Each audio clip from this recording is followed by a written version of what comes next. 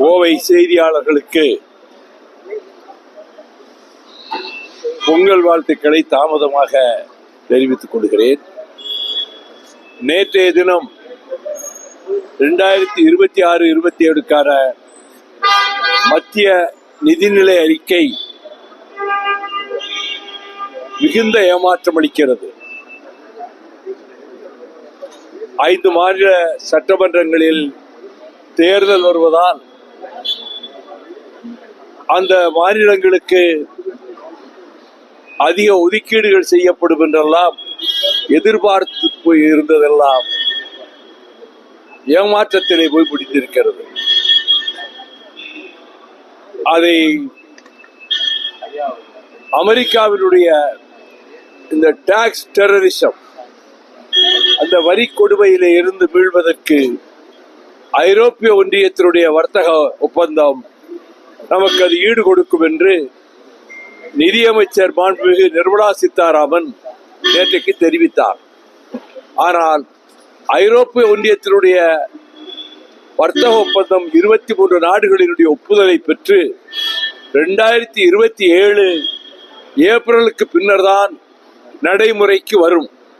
இந்த ஓராண்டு காலத்திற்கு அப்படியானால் எந்த விதத்திலே மத்திய அரசு சமாளிக்கப் போகிறது என்பதற்கு எந்த விதமான தீர்வும் சொல்லப்படவில்லை. அது மட்டுமல்ல, கச்சா எண்ணெய் விலை $50 இருக்கிற இந்த நிலையில் கூட பெட்ரோல் டீசல் விலை குறைக்கப்படவில்லை. கோவை, கரூர், ஈரோடு, திருப்பூர் ஆகிய இந்த பகுதிகளினுடைய நூற்பாலைகளுக்கோ அல்லது அந்த தொழிலுக்கோ ஊக்கமளிக்கின்ற வகையில் எந்த விதமான திட்டமும் அறிவிக்கப்படவில்லை.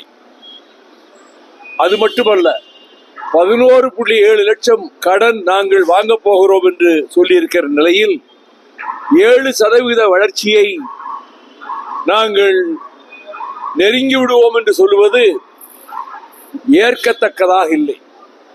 புற்றுநோய் போன்ற நோய்களுக்கு அவர்கள் சுங்க வரியை குறைத்திருப்பது வரவேற்கத்தக்கது. ஆனால் மொத்தத்தில் மெட்ரோ திட்டங்கள், கோவை, மதுரை, இந்த மெட்ரோ திட்டங்களுக்கு அறிவிப்பும் இல்லை. ஏற்கனவே இருக்கிற திட்டங்களுக்கு நிதியும் சரியாக ஒதுக்கப்படாமல் தமிழகம் வஞ்சிக்கப்பட்டிருக்கிறது என்றுதான் நேற்றைக்கு நான் செய்தியாளர்களிடம் சென்னையில் கூறினேன். ஏதாவது கேட்கறேன்னா கேளுங்க. அந்த மாதிரி கோஷத்தை நாங்கள் என்றைக்கும் வைக்கவே இல்லை. தொடக்கத்திலிருந்து இந்த பற்றி எந்த விதமான கோரிக்கையும் நாங்கள் வைக்கவில்லை. அப்படிப்பட்ட கோரிக்கை வைக்கிற நோக்கமும் இல்லை. திராவிட முன்னேற்ற கழகம் நிச்சயமாக தனிப்பெரும்பான்மை பெறும். தனிப்பெரும்பான்மையோடு மீண்டும் இன்று தமிழக முதல்வராக இருக்கிற மாண்புமிகு தளபதி ஸ்டாலின் அவர்கள் முதலமைச்சராக 26க்கு பிறகும் பொறுப்பேற்பார்கள். திராவிட மாடல் ஆட்சி தொடரும்.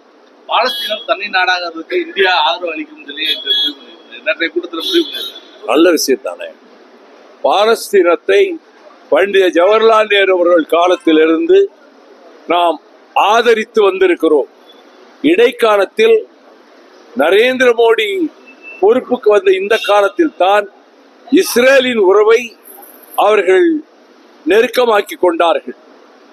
பாலஸ்தீனத்திற்காக ஐநா மன்றத்திலோ மற்ற இடங்களிலோ இந்தியா குரல் கொடுக்காமல் தான் இருந்து வந்தது. ஆனால் தொடக்கத்திலிருந்து, நேரு காலத்திலிருந்து பாலஸ்தீனம் தனி நாடாக வேண்டும் என்ற கோரிக்கையை தொடக்க காலத்திலிருந்து நாம் ஆதரித்து வந்திருக்கிறோம். எங்கள் நிலைப்பாடும் அதுதான்.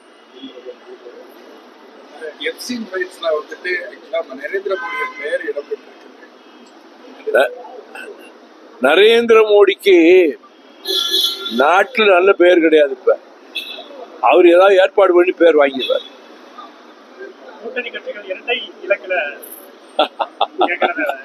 எனக்கு அதெல்லாம் தெரியாது. பேச்சுவார்த்தை குழு அமைக்கப்படணும். பேச்சுவார்த்தை நடக்கணும். அதுக்கு பிறகுதான் இது பற்றியெல்லாம் அவர் சொல்ல முடியும். மதிமுக சார்பில் குழு எப்ப அமைக்க போறீங்க?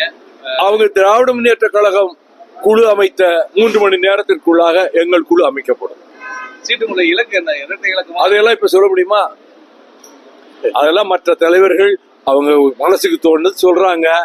நாங்க அப்படிலாம் சொல்ல மாட்டோம். நிச்சயமாக இருக்கும்.